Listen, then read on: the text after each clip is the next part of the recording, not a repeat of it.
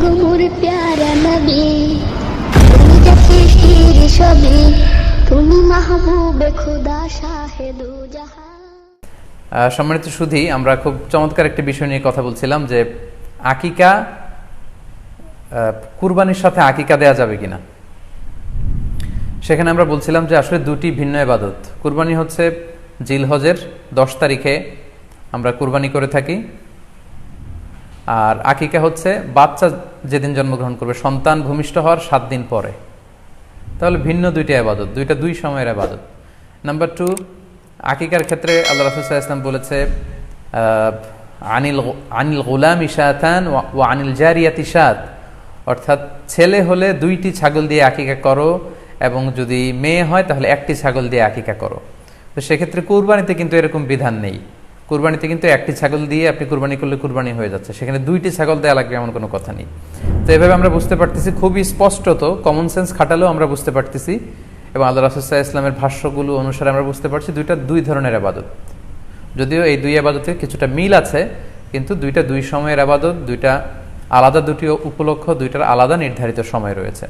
যেমন আকিকার ক্ষেত্রে সুন্নাহ হচ্ছে বাচ্চা যেদিন জন্মগ্রহণ করবে তার 7ম দিন শেষে 7 দিন পরে আপনি আকিকা করবেন। আল্লাহ রাসূল সাল্লাল্লাহু আলাইহি ওয়াসাল্লাম বলেছেন, কুল্লু গুলামিন মুরতাহানুন বিআকিকাতিহি তুযবাহু আনহু ইয়াওমা সাবিহি, প্রত্যেক সন্তানের আকিকা দিতে হয় তার 7ম দিনে, ওয়া ইউহলাকু ওয়া ইউসাম্মা, এবং 7ম দিনে মাথার চুল ফেলে দিতে হয়, তার সুন্দর একটি নাম রাখতে হয়। তাহলে আকিকার বিধান হচ্ছে সম্মানিত সুধী সন্তান জন্মগ্রহণ করার 7 দিন পরে। আমরা বুঝতে পারলাম আল্লাহ রাসূল সাল্লাল্লাহু আলাইহি ওয়াসাল্লামের ভাষ্য অনুযায়ী, কথা অনুযায়ী, কওল অনুযায়ী। এবার যদি আমরা আল্লাহ রাসূল সাল্লাল্লাহু আলাইহি ওয়াসাল্লামের আমল দেখি, ওনার ব্যক্তিগত আমল কি ছিল, সেক্ষেত্রে আমরা সহিহ ইবনে হিব্বানের একটি হাদিস উল্লেখ করব, যেটিকে ইবনে হাজার আল আসকালানি উনি ওনার ফাথুল বারিতে সহিহ হিসেবে উল্লেখ করেছেন। আয়েশা রাদিয়াল্লাহু তাআলা আনহার বর্ণনা, তিনি বলেন যে আক্কা রাসূলুল্লাহ সাল্লাল্লাহু আলাইহি ওয়াসাল্লাম আনিল হাসানি ওয়াল হুসাইনি ইয়াউমা সাবিঈ ওয়া সাম্মাহুমা। আল্লাহ রাসূল সাল্লাল্লাহু আলাইহি ওয়াসাল্লাম নিজে ওনার দৌহিত্র অর্থাৎ ওনার নাতি হাসান এবং হুসাইনের আকিকা নিজে করেছেন 7ম দিনে, এবং 7ম দিনে তাদের নাম রেখেছেন। একজনের নাম রেখেছেন হাসান, আরেকজনের নাম হুসাইন। অর্থাৎ হাসান রাদিয়াল্লাহু আগে জন্মগ্রহণ করেছিলেন, ওনার চেয়ে ছোট ছিল হুসাইন, উনি পরে জন্মগ্রহণ করেছেন। তো ওনাদের জন্মের পরে 7 দিন পরে আল্লাহ রাসূল সাল্লাল্লাহু আলাইহি ওয়াসাল্লাম ওনাদের আকিকা দিয়েছিলেন, এবং 7ম দিনে উনি আকিকাও দিয়েছেন এবং তাদের নামও রেখেছেন। তাহলে আল্লাহ রাসূল সাল্লাল্লাহু আলাইহি ওয়াসাল্লামের কওলি হাদিস, ওনার ভাষ্যমতে আমরা জানলাম উনি বলেছেন 7ম দিনে আকিকা দিতে হয়, এবং ওনার ব্যক্তিগত আমল থেকে আমরা জানতে পারলাম যে উনি ওনার 2 নাতির আকিকা দিয়েছেন 7ম দিনে এবং নাম রেখেছেন। তাহলে এ থেকে আমরা সুস্পষ্ট বুঝতে পারি যে আকিকা দিতে হয় সন্তান জন্মগ্রহণ করার 7 দিন পর, 7ম দিনে।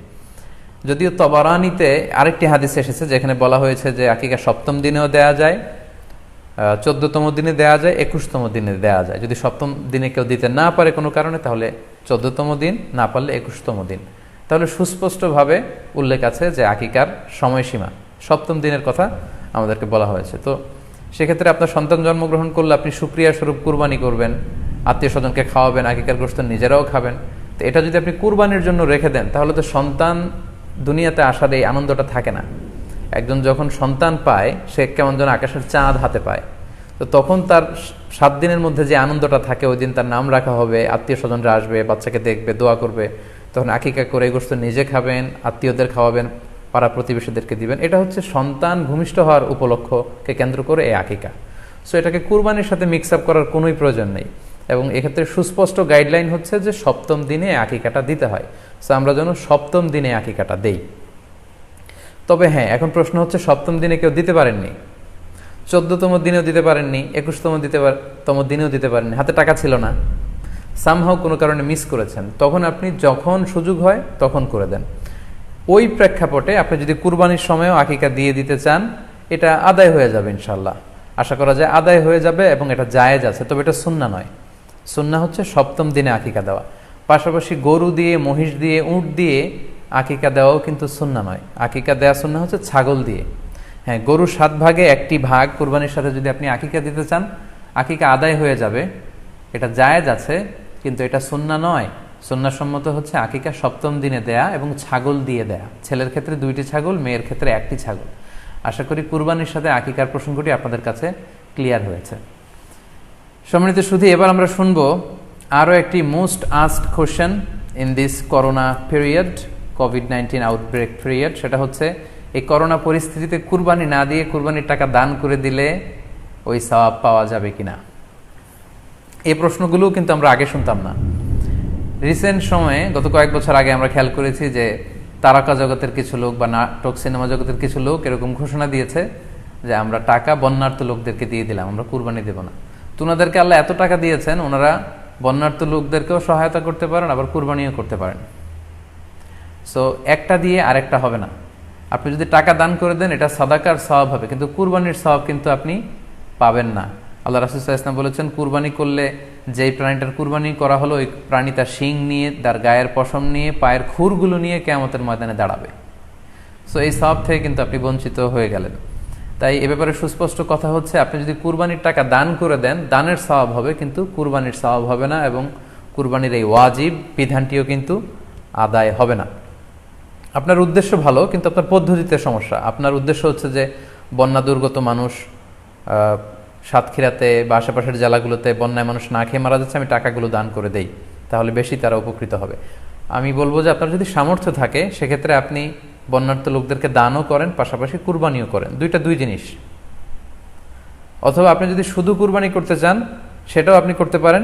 আপনি কুরবানি করবেন, এতে করে কিন্তু আপনি যে দান করতে চান আপনার এই পারপাসটাও কিন্তু সার্ভ হবে। কিন্তু কুরবানির টাকা দান করে দিলে কখনো কুরবানি আদায় হবে না। আপনি যদি কুরবানি করেন এক্ষেত্রেও কিন্তু দরিদ্র জনগোষ্ঠীর বিশাল স্বার্থ এখানে আছে, কারণ বছরের একটা দীর্ঘ সময় ধরে এই সুবিধাবঞ্চিত মানুষগুলো কিন্তু আমিষের অভাবে তারা ভোগে, পুষ্টিহীনতায় ভোগে। তারা এমনও অনেক ফ্যামিলি আছে বছরে শুধু এই কুরবানির সময় এই মৌসুমটাতে তারা কিছু গোশত খেতে পারে। সো তাদের মধ্যে আপনি কুরবানি করে এই গোশত বিতরণ করতে পারেন। সো এই কোভিড-19 পিরিয়ডে আমাদের উচিত বেশি বেশি কুরবানি করা, কুরবানি করে এই অভুক্ত মানুষদের ঘরে ঘরে কুরবানির গোশত পৌঁছে দেয়া। তাহলে আপনি কুরবানির মাধ্যমে কিন্তু এই গোশত বিতরণ করে তাদের সহায়তা করতে পারলেন। পাশাপাশি যারা খামারি আছে, আপনি কুরবানি করলে এই তাই খামারিদের এই ব্যবসা প্রসেসেও কিন্তু আপনি অংশগ্রহণ করলেন। আপনি তাদের ব্যবসাতে, আল্লাহ তাআলা সুদকে হারাম করেছেন, ব্যবসাকে হালাল করেছেন, তাহলে ব্যবসার মতো একটা চমৎকার কাজেও আপনি সহায়তা করলেন কুরবানির মধ্য দিয়ে। আরও একটা গুরুত্বপূর্ণ বিষয় হচ্ছে, আমাদের গ্রাম বাংলায় কিন্তু আমাদের অনেক গরিব লোকজন আছে বা মা বোনেরা আছে যারা সারা বছর ব্যাপী ছাগল পালে এই আশায় যে কুরবানির সময় ছাগলটাকে বিক্রি করবে, অথবা গরু পালে। গ্রামগঞ্জে অনেক পরিবার আছে যে বছর শেষে কুরবানির সময় আসলে তারা এটা ভালো দামে বিক্রি করবে এবং সেই টাকা দিয়ে সারা বছর চলবে। সো আপনি যদি কুরবানি করেন তাহলে ওই প্রান্তিক জনগোষ্ঠীকেও কিন্তু সহায়তা করা হলো। পাশাপাশি কুরবানির এই সময়গুলোতে হাজার হাজার কসাইদের একটা জীবিকার ব্যবস্থা হয়। তারা গরু জবাই করে, চামড়া খোলে, গোশত কাটে। তো এই কুরবানির দিনগুলোতে কিন্তু হাজার হাজার কসাইদের হালাল জীবিকার একটা ব্যবস্থা হয়। কসাইরা কিন্তু কোটিপতি হয় না। সো আপনি এই কুরবানির প্রসেসটাকে যদি আরও বেশি প্রমোট করেন তাহলে এই কসাইদেরও কিন্তু একটা রিজিকের ব্যবস্থা হচ্ছে। আরও ইন্টারেস্টিংলি, কুরবানির যে চামড়া, পশুর যে চামড়া, এই চামড়াগুলো কিন্তু ইয়াতিমের হক, গরিবদের হক।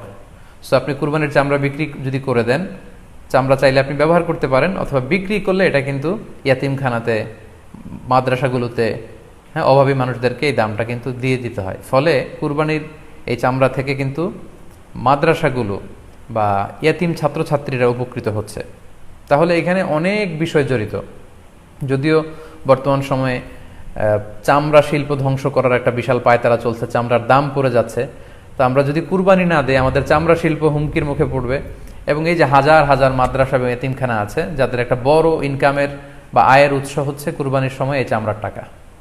সো মানে with all this discussion it seems that through sacrifice you can contribute মোর।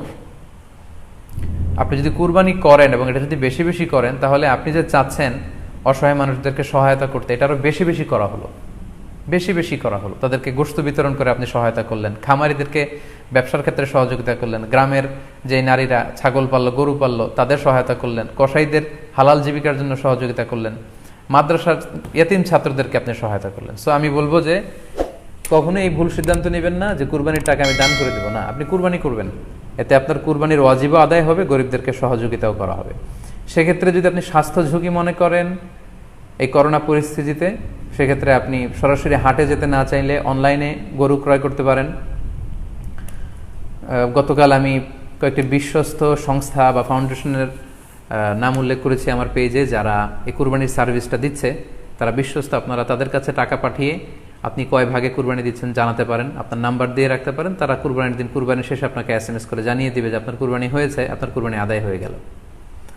অনেকে না বুঝে অনেক বিরূপ মন্তব্যও করেছেন গতকালের স্ট্যাটাসটিতে। আসলে যেই সংস্থাগুলোর কথা আমি উল্লেখ করেছি তাদের সাথে সরাসরি আমার কোনো সম্পৃক্ততা নেই, বরং এটা জনকল্যাণমূলক একটা কাজের অংশ হিসেবেই মূলত আমি অল্টারনেটিভ একটা সহজ পদ্ধতি, যারা হাটে যেতে চান না, গোশত বন্টন করা এবং করোনা পরিস্থিতির কারণে স্বাস্থ্য ঝুঁকি মনে করে যারা কুরবানি একেবারে দিতেই চাচ্ছেন না, তারা যেন এই ভুলটি না করেন, বরং অন্তত এই সংস্থাগুলোর কাছে টাকা পাঠিয়ে তারা যেন তাদের ওয়াজিব কুরবানির বিধানটি পালন করেন, এজন্যই মূলত এই স্ট্যাটাসটি দেওয়া হয়েছিল। আরও একটি সহজ পদ্ধতি আছে, সেটা হচ্ছে যারা শহুরে জীবনযাপন করছেন, শহরে আছেন, তারা চাইলে কিন্তু আপনার গ্রামের আত্মীয় স্বজনদের কাছে আপনার টাকা পাঠিয়ে দিয়ে কুরবানি আদায় করতে পারেন। টাকা পাঠিয়ে দিলে তারা আপনার পক্ষ থেকে ছাগল বা গরু কিনে কুরবানি করে তারা গোশত খেয়ে উপকৃত হলো, আশেপাশের গরিব আত্মীয় স্বজনদের মধ্যে বিতরণ করে এই কুরবানির প্রক্রিয়াটা আদায় হলো। এটাও খুব সহজে কিন্তু করা যেতে পারে। আর কুরবানির ক্ষেত্রে প্রতিনিধিত্ব জায়েজ আছে, অন বিহাফ অফ ইউ, অন্য কেউ আপনার পক্ষ থেকে কুরবানি করতে পারবে, আপনি টাকা দিয়ে দিলেই হলো। আর যারা হাটে যে নিজে দেখে শুনে গরু ছাগল কিনে এনে নিজে কুরবানি করে সব ব্যবস্থাপনা করতে পারবেন, আয়োজন করতে পারবেন, সেটা সবচাইতে ভালো। সেটা তো নূরুন আলা নূর, এটা নিয়ে কোনো কথা নেই। তবে সেক্ষেত্রে এই করোনা পরিস্থিতিতে হাটে যাওয়া, কুরবানি করা, সেক্ষেত্রে পরিপূর্ণভাবে স্বাস্থ্যবিধি মেনে চলতে হবে এবং সর্বোচ্চ সতর্কতার পরিচয় আমাদেরকে দিতে হবে, যাতে করে কুরবানিকে কেন্দ্র করে এই রোগের এই মহামারী যাতে আরও বেশি করে আমাদের মাঝে ছড়িয়ে পড়ার কোনো সুযোগ না পায়। আশা করি কুরবানির টাকা দিয়ে দিলে কুরবানি আদায় হবে কিনা এই ব্যাপারটিও আপনারা বুঝতে পেরেছেন। এবার আমরা আসি, আরেকটি প্রশ্ন আমাদের কাছে খুব বেশি এসেছে, সেটা হচ্ছে কুরবানির পশু অনলাইনে ক্রয় করা যাবে কিনা।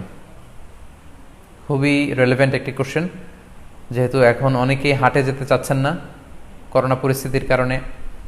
অনলাইনে আমরা অনেক কেনাকাটা করি, ফলে অনলাইনে কুরবানির পশুটা ক্রয় করা যাবে কিনা, এটা হচ্ছে প্রশ্ন। এক্ষেত্রে উত্তর হচ্ছে জি, অন্যান্য জিনিস আপনি যেমনি অনলাইনে ক্রয় করেন সেগুলো যেমনি জায়েজ, অনুরূপভাবে অনলাইনে কুরবানির পশুও ক্রয় করা জায়েজ। বিভিন্ন ডেইরি ফার্ম আছে, অ্যাগ্রো ফার্ম আছে এবং বিভিন্ন গরু ছাগলের খামার আছে। তারা কিন্তু আমি দেখলাম যে বিক্রয়.com না রকমারি.com আমি দেখলাম যে তারা গরুর অ্যাড দিচ্ছে, গরুর ভিডিও সেখানে আপলোড করে দিচ্ছে, সেখানে তাদের ক্লায়েন্টরা সেটা দেখে তারা গরু ক্রয় করছে। যে এটা জায়েজ আছে ইনশাল্লাহ। আপনারা যদি স্বাস্থ্য ঝুঁকির কারণে গরুর হাটকে অ্যাভয়েড করতে চান, ওখানে যেতে না চান, আপনারা চাইলে অনলাইনে পশু ক্রয় করতে পারবেন। তবে সেক্ষেত্রে দুটি জিনিস আপনাকে নিশ্চিত হতে হবে, দুইটা জিনিস আপনাকে অনলাইনে পশু ক্রয় করার ক্ষেত্রে নিশ্চিত হতে হবে। প্রথম বিষয় হচ্ছে পশুটা দৈহিকভাবে ত্রুটিমুক্ত কিনা, এটা নিশ্চিত হতে হবে। অর্থাৎ পশুর বিস্তারিত অঙ্গ প্রত্যঙ্গের বর্ণনা আপনার জানা থাকা চাই। পশুটা সুস্থ আছে কিনা, বাহ্যিকভাবে সমস্ত ত্রুটিমুক্ত কিনা, এটা জানতে হবে। 2 নম্বর হচ্ছে পশুর বয়স সম্পর্কে আপনার জানতে হবে, কারণ যে কোনো বয়সের পশু দিয়ে কুরবানি করা যায় না, এটার একটা নির্ধারিত বয়স সীমা দেওয়া আছে শরিয়াতে, সেটা আপনাকে মেনটেন করতে হবে। প্রথম হচ্ছে সালিমাতুন মিনাল উয়ুবি যাহিরা, বাহ্যিক ত্রুটিমুক্ত হওয়া। যে কোনো পশু দিয়ে কিন্তু, অসুস্থ পশু দিয়ে কুরবানি করলে কিন্তু কুরবানি হবে না। এক্ষেত্রে আমরা সুনানে নাসাইর একটি হাদিস উল্লেখ করব, হাদিসটি সহিহ, বারা ইবনে আসিব রাদিয়াল্লাহু তাআলা আনহু বর্ণনা করেছেন। আল্লাহ রাসূল সাল্লাল্লাহু আলাইহি ওয়াসাল্লাম বলেছেন, লা ইয়াজুজু মিনাদ দাহায়া আল আওরাউল বাইয়িনু আওরুহা, এমন পশু দিয়ে কুরবানি হবে না যেই পশুটা সুস্পষ্টভাবে অন্ধ কানা কোনো পশু দিয়ে কুরবানি হবে না। ওয়াল আরজাউল বাইয়িনু আরাজুহা, খোড়া, কুরবানি যেখানে করা হবে ওই জায়গা পর্যন্ত হেঁটে যেতে পারছে না, মাঠ থেকে বাড়িতে আনা যাচ্ছে না, এরকম খোড়া প্রাণী দিয়ে কুরবানি করা যাবে না। ওয়াল মারিদাতুল বাইয়িনু মারাদুহা, খুব বেশি অসুস্থ, খুবই দুর্বল অসুস্থ প্রাণী দিয়ে কুরবানি করা যাবে না। ওয়াল আজফা উল্লাতি লা তুনকি, এবং এমন বয়স্ক বৃদ্ধ প্রাণী যে অতি বয়সের ভারে এটা নুজ্জ হয়ে গিয়েছে এবং এর হাড্ডির ভেতরে যে মজ্জা শুকিয়ে গিয়েছে, এরকম প্রাণী দিয়েও কিন্তু কুরবানি করা যাবে না। তাহলে সুনানে নাসাইয়ের এই সহিহ হাদিসটির মধ্য দিয়ে আমরা বুঝতে পারলাম যে অন্ধ প্রাণী দিয়ে কুরবানি করা যায় না, খোড়া প্রাণী দিয়ে করা যায় না, খুবই দুর্বল প্রাণী দিয়ে এবং খুব বয়স হয়েছে এরকম প্রাণী দিয়ে কিন্তু কুরবানি করা যাবে না। তারপর আমরা সুনানে তিরমিজির আরেকটি হাদিস এখানে উল্লেখ করব। এই হাদিসটিও হাসান পর্যায়ের হাদিস।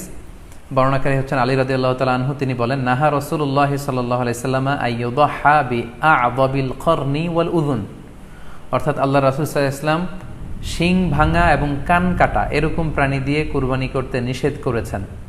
অর্থাৎ ব্রোকেন হর্নস অ্যান্ড ইয়ার্স, কোনো পশুর যদি শিং দুটো ভাঙা থাকে অথবা কান কাটা থাকে এরকম প্রাণী দিয়ে কুরবানি করলে কুরবানি আদায় হবে না। পশুর কানের ব্যাপারে আরও সুস্পষ্ট হাদিস এসেছে সুনানে তিরমিজিতে, এটিও হাসান পর্যায়ের হাদিস। বর্ণনাকারী সাইয়েদনা আলী রাদিয়াল্লাহু তাআলা আনহু তিনি বলেন যে নাহা রাসূলুল্লাহ সাল্লাল্লাহু আলাইহি ওয়াসাল্লামা আইয়ুদহা বিমুকাবালাহ আও মুদাবারাহ আও শারকা আও খরকা আও জাদআ। অর্থাৎ আল্লাহ রাসূল সাল্লাল্লাহু আলাইহি ওয়াসাল্লাম মুকাবালা মানে এমন প্রাণী যে প্রাণীর কানের সামনের অংশ কাটা, এরকম প্রাণী দিয়ে কুরবানি করা যাবে না। আও মুদাবারা এমন প্রাণী যে প্রাণীর কানের পেছনের অংশ কাটা, সেটা দিয়ে কুরবানি করা যাবে না। আও শারকা অথবা কানের মাঝখানে কাটা, দুই দিক ঝুলে আছে, করা যাবে না। আও খরকা অথবা কানের ভেতরে ছিদ্র, পশুর কানে যদি ছিদ্র থাকে, কেটে যে ছিদ্র হয়ে গিয়েছে, ড্রিলড হয়ে গিয়েছে, সেই প্রাণী দিয়ে কুরবানি করা যাবে না। আও জাদা অথবা নাক কাটা, এরকম প্রাণী দিয়ে কুরবানি করা যাবে না। তাহলে আল্লাহ রাসূল সাল্লাল্লাহু আলাইহি ওয়াসাল্লামের ভাষ্যমতে এই প্রাণীগুলো দিয়ে কুরবানি করা যাবে না। ফলে আপনি অনলাইনে যদি পশু ক্রয় করতে চান, আপনার যে পশুটা ক্রয় করবেন এটা বাহ্যিকভাবে সুস্থ আছে কিনা, অঙ্গ প্রত্যঙ্গের বিস্তারিত বর্ণনা ভিডিওতে আপনাকে ক্রস চেক করে এবং বাড়িতে আনার পরে সেটাকে দেখে এই পারচেজটা আপনাকে নিশ্চিত করতে হবে। 2 নাম্বার খেয়াল রাখবার বিষয় হচ্ছে পশুর বয়স। কুরবানির পশুর একটা নির্ধারিত বয়স সীমা আছে। সেক্ষেত্রে উটের জন্য 5 বছর হওয়া লাগবে কমপক্ষে, গরু বা মহিষের ক্ষেত্রে কমপক্ষে 2 বছর হতে হবে এবং ছাগলের ক্ষেত্রে কমপক্ষে 1 বছর হতে হবে। আবার বলছি, উট 5 বছর, গরু 2 বছর এবং ছাগল 1 বছর। তবে মেষ বা ভেড়া, দুম্বা এগুলো যদি 6 মাসের হয়, দেখতে যদি মোটা সোটা হয়, 1 বছরের মতো মনে হয়, তাহলে সেগুলো দিয়েও কুরবানি করা যাবে। সেক্ষেত্রে পশুর যে দাঁত আছে, নিচের পাটের যে পশুর দাঁত, এই দাঁতগুলোর পাশে 2টা ধারালো দাঁত থাকে, এগুলো উঠেছে কিনা এগুলো দেখে দেখে আপনারা পশুর বয়সকে নির্ণয় করতে পারবেন। তাহলে অনলাইনে ক্রয়ের ক্ষেত্রে আমাদের উত্তর হচ্ছে যে অনলাইনে আপনি পশু ক্রয় করতে পারবেন। সেক্ষেত্রে আপনাকে 2টি বিষয়ে খুব খেয়াল রাখতে হবে। এক হচ্ছে পশুর অঙ্গ প্রত্যঙ্গ ঠিক আছে কিনা, বাহ্যিকভাবে সব ধরনের ত্রুটিমুক্ত কিনা। 2 নম্বর হচ্ছে পশুর বয়স। এই 2টি জিনিস যদি আপনি এনশিওর করেন, আপনি অনলাইনে পশু ক্রয় করে সেটা দিয়ে কুরবানি করলে কুরবানি হয়ে যাবে ইনশাল্লাহ, কোনো সমস্যা নেই। আরও একটি প্রশ্ন আমাদের কাছে খুব বেশি এসেছে, সেটা হচ্ছে কুরবানি কি পুরো পরিবারের পক্ষ থেকে একজন দিতে হবে নাকি সামর্থ্যবান প্রত্যেকের দিতে হবে? আই রিপিট, আমি আবার বলছি, প্রশ্নটি হচ্ছে যে অনেকে এই প্রশ্নটি করেছেন যে পুরো পরিবার থেকে একজন দিলে হয়ে যায় নাকি সামর্থ্যবান প্রত্যেকের দিতে হয়। সম্মানিত দিনী ভাই এবং বোনেরা, এটি একটি মতবিরোধপূর্ণ মাসআলা। অর্থাৎ এই মাসআলার ক্ষেত্রে স্কলারদের মধ্যে মতভেদ পাওয়া যায়। এক্ষেত্রে 2টি মতামত। একদল স্কলার বলেছেন যে এটা পরিবারের পক্ষ থেকে একজন দিলে আদায় হয়ে যাবে। অপর মতামত হচ্ছে যে না, সামর্থ্যবান প্রত্যেকেরই দিতে হবে। আমরা 2টি মতামত নিয়ে আলোচনা করি। প্রথম মত হচ্ছে যে এক পরিবারের পক্ষ থেকে একজনই যথেষ্ট। এই মতামতটিও দলিলের দিক থেকে বেশ শক্তিশালী। সেক্ষেত্রে আমরা মেহনাফ ইবনে সুলাইম রাদিয়াল্লাহু তাআলা আনহুর বর্ণিত একটি হাদিস সুনানে আবু দাউদে এসেছে, হাদিসটি হাসান পর্যায়ের হাদিস। তিনি বলছেন, ও নাহনু উকুফুন মা রাসূলিল্লাহ বিআরাফাতিন, আমরা রাসূল সাল্লাল্লাহু আলাইহি ওয়াসাল্লামের সাথে 9 জিলহজ আরাফার ময়দানে ছিলাম। কলা, তখন আল্লাহ রাসূল সাল্লাল্লাহু আলাইহি ওয়াসাল্লাম আমাদেরকে বলেছেন, ইয়া আইয়ুহান নাস, হে মানব সকল, ইন্না আলা কুল্লি আহলি বাইতিন ফি কুল্লি আমিন উদহিয়া। অর্থাৎ প্রত্যেকটি, আল্লাহ রাসূল সাল্লাল্লাহু আলাইহি ওয়াসাল্লাম বলেছেন, প্রত্যেকটি ফ্যামিলির জন্য প্রতি বছর একটি কুরবানি ওয়াজিব হয়। আমি আবার বলছি, প্রত্যেক ফ্যামিলির জন্য প্রতি বছর কুরবানি দিতে হয় কয়টি? একটি। তাহলে কুরবানি পরিবারের পক্ষ থেকে একটি দিলেই আদায় হয়ে যাবে। সুনানি তিরমিজির আরও একটি হাদিস আমরা এখানে উল্লেখ করতে পারি। এই হাদিসটিও সহিহ। সাইয়েদনা আতা ইবনে ইয়াসার রাদিয়াল্লাহু তাআলা আনহু, উনি আবু আইয়ুব আল আনসারী রাদিয়াল্লাহু তাআলা আনহুকে জিজ্ঞেস করেছিলেন যে কাইফা কানাতিল উদহিয়া ফি আহদি রাসূলিল্লাহ, হে আল্লাহর নবীর সাহাবী, আল্লাহ রাসূল সাল্লাল্লাহু আলাইহি ওয়াসাল্লামের জামানাতে কুরবানি কেমন হতো, কিভাবে তারা কুরবানি দিতেন? তো আবু আইয়ুব আল আনসারী রাদিয়াল্লাহু তাআলা আনহু উনি বলেছেন, কানা রাজুলু ইউদহি বিশাতি আনহু ওয়া আন আহলিহি। আল্লাহ রাসূল সাল্লাল্লাহু আলাইহি ওয়াসাল্লামের সময়কালে লোকজন একটি ছাগল কুরবানি দিত তার পক্ষ থেকে এবং তার ফ্যামিলির পক্ষ থেকে। আনহু ওয়া আন আহলিহি, তার নিজের পক্ষ থেকে এবং ফ্যামিলির পক্ষ থেকে। অর্থাৎ এই হাদিসগুলোর আলোকে বোঝা যায় যে পুরো পরিবারের পক্ষ থেকে একজন কুরবানি দিয়ে দিলেই আদায় হয়ে যাবে। স্বামীও চাকরি করেন, স্ত্রীও চাকরি করেন, স্বামীরও টাকা আছে, স্ত্রীর টাকা আছে, দুইজনের আলাদা করে দিতে হবে না। স্বামী যদি একটা ছাগল কুরবানি দিয়ে দেয় তাহলে স্ত্রীর পক্ষ থেকে, পুরো ফ্যামিলির পক্ষ থেকে কুরবানি আদায় হয়ে যাবে। এই হাদিসগুলোর আলোকে বোঝা গেল। দ্বিতীয় আরেকটি মত আছে, সেই মতটি হচ্ছে প্রত্যেক সামর্থ্যবানের উপর ওয়াজিব। এটি ইমাম আবু হানিফার মত এবং আমাদের বাংলাদেশে এটিরই প্রচলন হয়ে এসেছে। আমরা এই মতামতটিকেই বেশি আমরা শুনে থাকি সব জায়গায়, যে যারাই সামর্থ্যবান প্রত্যেকের আলাদাভাবে দিতে হয়। স্বামী সামর্থ্যবান হলে স্বামীর দিতে হবে, স্ত্রী সামর্থ্যবান হলে স্ত্রীকে দিতে হবে, ছেলেরা হলে ছেলের দিতে হবে। এটা প্রত্যেকের আলাদাভাবে ইন্ডিভিজুয়ালি দিতে হয়। এবং সেক্ষেত্রে ওনারা দলিল দিচ্ছেন সুনান ইবনু মাজার একটি হাদিস, হাদিসটি সহিহ, যেখানে আল্লাহ রাসূল সাল্লাল্লাহু আলাইহি ওয়াসাল্লাম বলেছেন, মান কানা লাহু সাআহ, যার সামর্থ্য আছে কিন্তু ওয়ালাম ইউদাহি, সামর্থ্য থাকার পরেও সে কুরবানি দেয় না, ফালা ইয়াকরাবান্না মুসাল্লানা, সেজন্য ঈদুল আজহার দিন আমার ঈদগাহে না আসে নামাজ পড়তে। আল্লাহ রাসূল সাল্লাল্লাহু আলাইহি ওয়াসাল্লাম হুঁশিয়ারি বাণী ঘোষণা করেছেন, ধমক দিয়েছেন যে সামর্থ্য থাকার পরেও যে কুরবানি দেয় না সেজন্য আমার ঈদগাহে না আসে। এই হাদিসের আলোকে ওনারা বলেছেন মান কানা লাহু সাআহ, যার সামর্থ্য আছে। ওনারা বলছেন যে এটা ইন জেনারেল, ব্যাপক, যারই সামর্থ্য আছে তাকিয়ে দিতে হবে। সো এখানে বাস্তবতা হচ্ছে দুই পক্ষেরই খুব ভ্যালিড দলিল আছে। আর কোনো মাসালার ক্ষেত্রে যখন মতবিরোধ থাকে, দুই পক্ষেরই দলিল থাকে, সেক্ষেত্রে বাড়াবাড়ি করাটা অনুচিত। বরং এটা হচ্ছে ইসলামের সৌন্দর্য, এখানে প্রশস্ততা রয়েছে। সো যারা মনে করে যে ফ্যামিলির পক্ষ থেকে একজন কুরবানি দিলেই আদায় হয়ে যাবে, তাদেরও দলিল আছে, তাদেরকে সেটা করতে দেওয়া উচিত। তবে আমরা এটাকেই সাজেস্ট করি যে প্রত্যেক সামর্থ্যবানের উপর কুরবানি দেওয়া উচিত। এতে করে যিনি কুরবানি দিবেন উনি সওয়াব পেয়ে উপকৃত হলেন, আবার উনি কুরবানি দেওয়ার কারণে গোশত বিতরণ করলেন, ফলে গরিবরা উপকৃত হলো। সো সামর্থ্যবান প্রত্যেকেরই উচিত বেশি বেশি কুরবানি দেয়া। আশা করি এই মাসালাটাও আপনারা বুঝতে পেরেছেন। সম্মানিত, শুধু আমরা আমাদের লাইভের একেবারে শেষের দিকে চলে এসেছি। আমরা খুব বেশি লম্বাচড়া করতে চাই না, যদিও বলেছিলাম সংক্ষিপ্ত লাইভ, মাঝখানে একবার ইন্টারনেট এবং ইলেকট্রিসিটি চলে যাওয়ার কারণে একবার ইন্টারাপ্ট হলো। এ পর্যায়ে আমরা অল্প কয়েকটি রিমাইন্ডার আপনাদের সাথে শেয়ার করে আজকের আলোচনাটুকু আমরা এখানেই জবনিকা টানবো, এখানেই আমরা আলোচনাটি শেষ করবো ইনশাআল্লাহ। প্রথম যে রিমাইন্ডারটি আপনাদের সাথে আমি শেয়ার করতে চাই সেটি হচ্ছে, সম্মানিত সুধী, আমরা অনেকেই বাজার থেকে পশু আনার সময় বা কুরবানি করার সময় পশুর সাথে অনেক বেশি অমানবিক আচরণ করি। এতে করে কিন্তু আপনার কুরবানিটা, পুরো কুরবানির প্রক্রিয়াটাই প্রশ্নবিদ্ধ হয়ে যেতে পারে। তাই আজকের লাইভের মধ্য দিয়ে যারাই আপনারা যুক্ত হয়েছেন, আমি সবাইকে বলছি আমরা যাতে পশুর সাথে মানবিক আচরণ করি, কুরবানির পশুর সাথে এমন কোনো আচরণ যাতে না করি যাতে ওর কষ্ট না হয়, আমরা যেন এটা খেয়াল রাখি। বিশেষ করে জবাই করার আগে পশুকে ভালোভাবে রশি দিয়ে বেঁধে নেয়া এবং ছুরিটা, যেই ছুরি দিয়ে জবাই করা হবে সেটা খুব ধারালো থাকা। আল্লাহ রাসূল সাল্লাল্লাহু আলাইহি ওয়াসাল্লাম কিন্তু এই দিক নির্দেশনা আমাদেরকে দিয়েছেন। সুবহানাল্লাহ, ইসলাম যে কতটা চেক অ্যান্ড ব্যালেন্স, কতটা ভারসাম্যপূর্ণ জীবন বিধান। আল্লাহ রাসূল সাল্লাল্লাহু আলাইহি ওয়াসাল্লাম সহিহ মুসলিমের বর্ণনায় তিনি বলছেন, ইযা যাবাহতুম ফাআহসিনু যিবহা, তোমরা যখন জবাই করবে সেখানেও তোমরা ইহসান করো। কেননা আল্লাহ তাআলা সব জায়গায় ইহসানকে অবধারিত করেছেন। আমরা জীবনে যাই করব না কেন সেটা ইহসানের সাথে করতে হবে। তো পশুটাকে কিন্তু আমি জবাই করব, স্লটার করব, আল্লাহ রাসূল সাল্লাল্লাহু আলাইহি ওয়াসাল্লাম বললেন যখন স্লটার করবে, জবাই করবে, তখনও সেটার প্রতি ইহসান করে তোমরা জবাই করো না। ওয়া ইযা যাবাহতুম ফাআহসিনু যিবহা, সেক্ষেত্রেও তোমরা সফট হার্টেড হও, সেটাকে ইহসানের সাথে জবাই করো। কিভাবে ইহসানের সাথে জবাই করবে? ওয়ালিয়ুহিদ্দা আহাদুকুম শাফরাতাহু ওয়ালিয়ুরিহ যাবিহাতাহু, তোমরা তোমাদের ছুরিটা খুব বেশি করে ধারালো করে নাও, যাতে করে খুব স্মুথলি স্লটারিংটা হয়ে যায়, খুব স্মুথলি কুরবানিটা তাড়াতাড়ি হয়ে যায়, যাতে প্রাণীটার কষ্ট না হয়।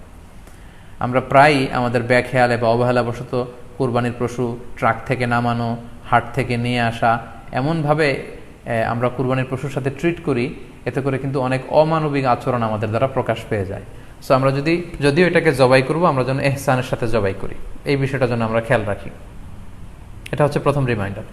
দ্বিতীয় রিমাইন্ডার হচ্ছে, আমাদের দেশে প্রায় এটা ঘটে, জবাই করার পরে অনেক কসাইরা তাড়াতাড়ি এই পশুটার দেহ থেকে প্রাণ বের হয়ে যাওয়ার জন্য ছোট ছুরি দিয়ে জবাই করা প্রাণীটার গলার মধ্যে খোঁচা মারতে থাকে, গলায় বারবার খোঁচা মারতে থাকে।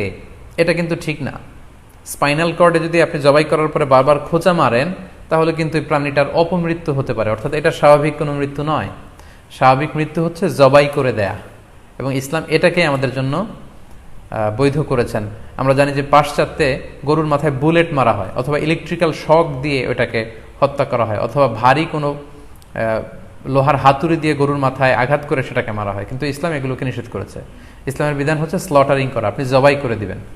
সেক্ষেত্রে আমার মনে হয় 10 থেকে 15 মিনিট যদি আমরা একটু ওয়েট করি, গরুর দেহ থেকে সবগুলো রক্ত কিন্তু বের হয়ে যাবে, ফলে এটার গোশতটা উপাদেয় হবে আমাদের জন্য। কিন্তু আমরা যদি তাড়াহুড়ো করে, বিশেষ করে অনেক কসাই ভাইরা রুহটা যাতে তাড়াতাড়ি বের হয়ে যায়, প্রাণটা যাতে তাড়াতাড়ি বের হয়ে যায়, জবাইয়ের পরে আবার ছোট ছুরি দিয়ে স্পাইনাল কর্ডে খোঁচা মারতে থাকে, এটা কিন্তু ঠিক না। এতে করে যেটা হয়, এটা স্বাভাবিক মৃত্যু হয় না, বরং অপমৃত্যু হয়ে থাকে। আমরা যখন কুরবানি করি তখন প্রাণীটার শ্বাসনালী এবং কণ্ঠনালী কেটে যায়, এবং তারপরে রক্তনালী, যেটাকে ইংরেজিতে বলে জুগুলার ভেইন, এই জুগুলার ভেইনটা যখন কেটে যায় তখন কিন্তু প্রাণীটা আর ব্যথা পায় না। গবেষণায় দেখা গিয়েছে যে যদিও আমরা দেখি যে প্রাণীটা খুব ছটফট করে, লাফালাফি করে, কিন্তু আসলে সে ব্যথা পায় না। জুগুলার ভেইন যখন কেটে ফেলে তখন ব্রেইন তাকে স্পাইনাল কর্ডের মাধ্যমে হার্টে সিগন্যাল দেয় আরও বেশি পাম্প করার জন্য, আরও বেশি রক্ত পাঠানোর জন্য। ফলে দেহের সবগুলো রক্ত গলার ওই কাটা জায়গা দিয়ে কিন্তু বের হয়ে যায়।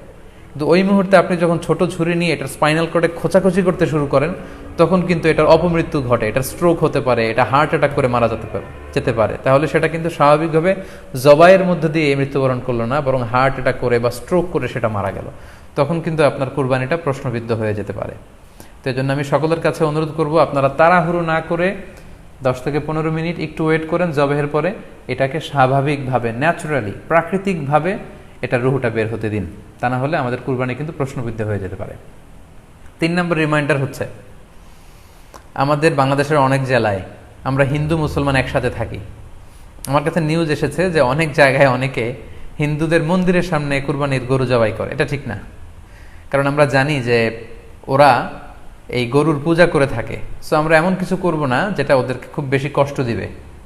সো অনেকে শুনেছি যে উস্কানিমূলকভাবে তারা একটু দেখিয়ে দিতে চায় বা তাদের উপর প্রতিশোধ নিতে চায়, এরকম করে অনেক সময় হিন্দুদের বিভিন্ন গ্রামে মন্দিরের সামনে এই কুরবানির ব্যবস্থাপনা করা হয়। আমি বলবো যে আমরা এটা যাতে না করি। আমরা হিন্দুদের যে উপাসনালয় আছে, আমাদের হিন্দু ভাইদের উপাসনালয়গুলোকে স্কিপ করে এমন জায়গায় কুরবানি করব যাতে করে তাদের এই দৃশ্য দেখা না লাগে, এবং তাদের এবাদতগাহের সামনেও যাতে আমাদের এরকম পরিস্থিতি তৈরি করতে না হয়। আমরা যাতে সাম্প্রদায়িক সম্প্রীতি আমাদের আবাদতের মধ্য দিয়ে বজায় রাখতে পারি, এবং কোনো ধরনের উস্কানিমূলক কর্মকাণ্ডে যেন আমরা কখনোই যুক্ত না হই।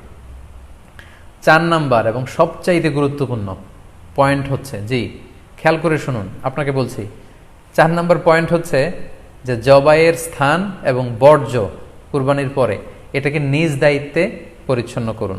আই রিপিট, আমি আবার বলছি, যেখানে আপনি কুরবানি করলেন সেটাকে এবং এই যে বর্জ্য ময়লা, এটা নিজ দায়িত্বে আপনি ক্লিন করুন। সিটি কর্পোরেশনের ভাইয়েরা সরকারি তত্ত্বাবধানে সারা বাংলাদেশের এই সব বর্জ্য আসলে পরিষ্কার করা সম্ভব না। জরিপে এসেছে যে 50 লক্ষ গরু জবাই করা হয় প্রত্যেকটা কুরবানির ঈদে। তো সেক্ষেত্রে আমাদেরকে দায়িত্বশীল হতে হবে। কুল্লুকুম রাঈন ওয়া কুল্লুকুম মাসউলুন আন রাইয়াতিহি। আল্লাহ রাসূল সাল্লাল্লাহু আলাইহি ওয়াসাল্লাম বলেছেন, তোমরা প্রত্যেকে দায়িত্বশীল, আর তোমাদের প্রত্যেকের দায়িত্বের ব্যাপারে কিয়ামতের ময়দানে আল্লাহ তাআলা কিন্তু তোমাদেরকে জিজ্ঞেস করবে। তাই আমরা যেন নিজ দায়িত্বে এই কুরবানির করার স্থান এবং বর্জ্য যেন পরিষ্কার করি। ব্লিচিং পাউডার দিয়ে বেশি করে পানি মেরে আমরা যেন পরিষ্কার পরিচ্ছন্ন রাখি, কারণ আত-তুহুরু শাতরুল ঈমান, পরিষ্কার পরিচ্ছন্নতা এটা হচ্ছে ঈমানের অঙ্গ। এই বিষয়টা জানে আমরা খুব গুরুত্বের সাথে নেই, এবং নিজ নিজ কুরবানি আমরা যেখানে দিলাম সেই জায়গাটা যেন আমরা পরিষ্কার করি। বিশেষ করে বিভিন্ন সংস্থা যারা অনেক অনেক কুরবানি করবেন, ভলান্টিয়ারিলি বিভিন্ন কুরবানি করে কুরবানির গোশত বিতরণ করবেন, আপনারা এরকম ভলান্টিয়ারিলি ক্লিনলিনেস ক্যাম্পেইন করতে হবে, যাতে কোনো ধরনের রক্ত, ময়লা, বর্জ্য, আবর্জনা না থাকে। এই ব্যাপারটাকে যেন আমরা খেয়াল রাখি। সর্বশেষ হচ্ছে, অনেকে জিজ্ঞেস করেন যে ফ্রিজে রাখা যাবে কিনা। জি, কুরবানির গোশত ফ্রিজে রাখা যাবে। ইবনে আব্বাস রাদিয়াল্লাহু তাআলা আনহুর মত অনুযায়ী 3 ভাগ করা উত্তম, তবে এটা আবশ্যক নয়। আপনি 1 ভাগ নিজে খাবেন, 1 ভাগ আত্মীয় স্বজন প্রতিবেশীদের দিবেন, আরেক ভাগ গরিব দুঃখীদের মাঝে বন্টন করে দিবেন, এটা উত্তম, কিন্তু এটা আবশ্যক নয়। পুরো গোশত যদি আপনার লেগে যায় আপনি ভোগ করতে পারেন, আর যদি আপনার কাছে অতিরিক্ত গোশত থাকে এটা আপনি আত্মীয়দের দান করুন, গরিব আত্মীয়দের আপনি উপহার দিন, গরিব মিসকিনদের, সুবিধা বঞ্চিত মানুষদেরকে আপনি এগুলো দান করুন। কারণ সূরাতুল হজ্জের 28 নম্বর আয়াতে আল্লাহ তাআলা বলেছেন, ফাকুলু মিনহা ওয়া আতঈমুল বাঈসাল ফাকির, তোমরা কুরবানির এই গোশত নিজেরাও খাও এবং অভাবী লোকদেরকে দাও। এবং সহিহ বুখারীতে আল্লাহ রাসূল সাল্লাল্লাহু আলাইহি ওয়াসাল্লামের একটি বর্ণনা, আল্লাহ রাসূল সাল্লাল্লাহু আলাইহি ওয়াসাল্লাম বলেছেন, কুলু ওয়া আতঈমু ওয়াদাখিরু, অর্থাৎ কুরবানির গোশত তোমরা খাও, ওয়া আতঈমু মানে অন্যদের খাওয়াও, ওয়াদ্দাখিরু, এবং তোমরা এটাকে প্রিজার্ভ করে রাখো বা জমা করেও রাখতে পারো। অর্থাৎ আপনি চাইলে ফ্রিজে রাখতে পারবেন, আপনি পরবর্তীতে খেতে চাচ্ছেন, আপনি রাখতে পারবেন ইনশাআল্লাহ। সো উত্তম হচ্ছে 3 ভাগ করে, 1 ভাগ নিজে খাওয়া, 1 ভাগ আত্মীয় স্বজনদের প্রতিবেশীদের দেয়া, এবং 1 ভাগ অভাবী সুবিধাবঞ্চিত গরিব মিসকিনদের মাঝে বন্টন করে দেয়া। এবং অবশ্যই অবশ্যই যাদের সামর্থ্য আছে আপনারা বেশি বেশি কুরবানি করুন, এবং এই কুরবানির মধ্য দিয়ে আমরা অনেক অনেক প্রান্তিক জনগোষ্ঠী, সুবিধাবঞ্চিত মানুষ, তাদের কাছে আমাদের সহায়তাগুলো পৌঁছে দিতে পারবো। সম্মানিত সুধী, আপনাদের সবাইকে আবারও শুকরিয়া জানাই। দীর্ঘ সময় নিয়ে আপনারা আমাদের লাইভ প্রোগ্রামটিতে জয়েন করেছেন। এখনও দেখা যাচ্ছে প্রায় 22,700 দিনী ভাই বোন আমাদের লাইভটি শুনছেন। আপনাদের সবাইকে আবারও আন্তরিক শুভেচ্ছা এবং অভিনন্দন। আমরা কামনা করি যে আল্লাহ তাআলার কাছে আমরা ফরিয়াদ করি জিলহজ মাসের প্রথম 10 দিনের যে বারাকা, রাহমা, আমরা যেন নফল আবাদত করে করে বেশি বেশি তাকবীর তাহলিল দিয়ে এই দিনগুলো যেন মুখরিত রাখতে পারি, বেশি বেশি নফল আবাদত করতে পারি, নফল রোজা রাখতে পারি। বিশেষ করে অবশ্যই আরাফার দিনের রোজা যাতে আমরা মিস না করি। এবং যদিও করোনা পরিস্থিতির মধ্যে দিয়ে আমরা সবাই আতঙ্কিত, তারপরেও গোটা মুসলিম উম্মার জন্য আমরা দোয়া করি যে এই ঈদুল আজহার উৎসব যাতে আমরা ভাব গাম্ভীর্যের সাথে আবাদতের মধ্য দিয়ে, আনন্দ উৎসবের মধ্য দিয়ে পালন করতে পারি। আপনাদের সবার জন্য আমি দোয়া করছি, আমি নিজেও আপনাদের সবার কাছে দোয়া চাই। আল্লাহ তাআলা আপনাদের সবাইকে ভালো রাখুক, সুস্থ রাখুক, ঈমানের সাথে রাখুক। আবারও হয়তো কোনো লাইভে দেখা হয়ে যাবে, আপনারা লাইভটি শেয়ার করবেন বলে আশা করছি। সুবহানাকাল্লাহুম্মা বিহামদিকা আশহাদু আল্লা ইলাহা ইল্লা আনতা আস্তাগফিরুকা ওয়া আতুবু ইলাইক। ওয়াসসালামু আলাইকুম ওয়া রাহমাতুল্লাহি ওয়া বারাকাতুহু।